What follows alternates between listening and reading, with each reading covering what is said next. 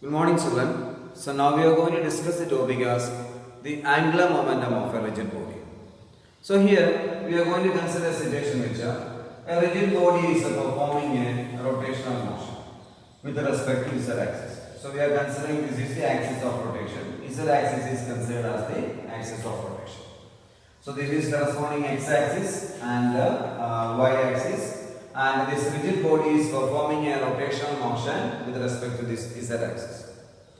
You know, when a rigid body is performing a rotational motion, if you are considering the case of individual particles of this body, the individual particles of this body is performing a circular motion. So like that one of the situation we are going to consider. If you are considering the case of individual particles, so this individual particles of this body is moving in a circular path.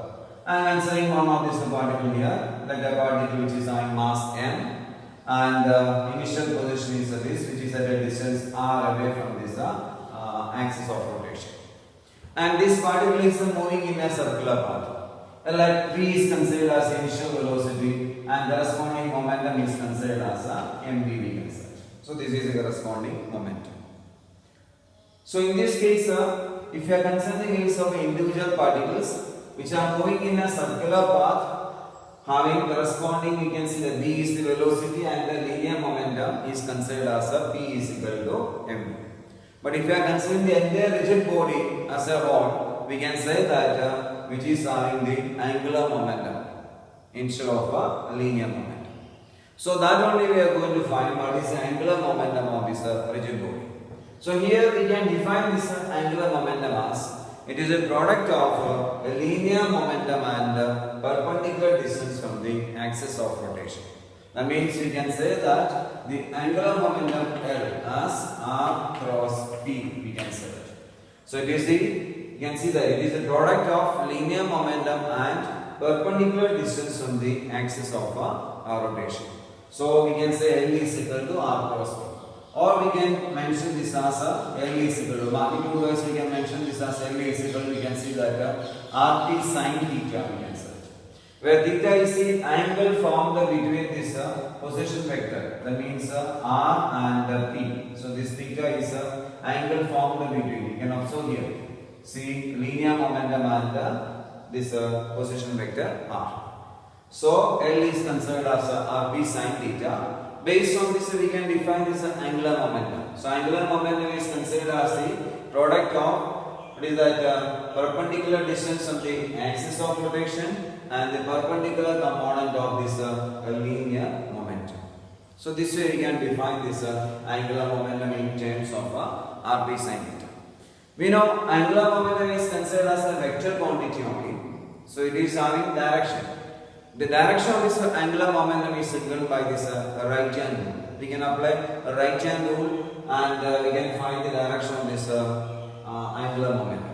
So right hand rule we can apply that. So L is equal to, you can see that L is considered as, you can also that L is considered as R cross P. That means this certain vector is both perpendicular to the plane containing R and P.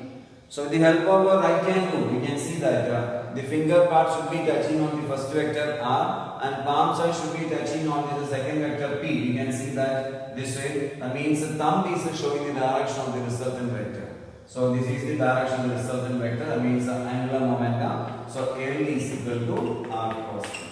So this way we can find the direction of this angular momentum of a rigid body.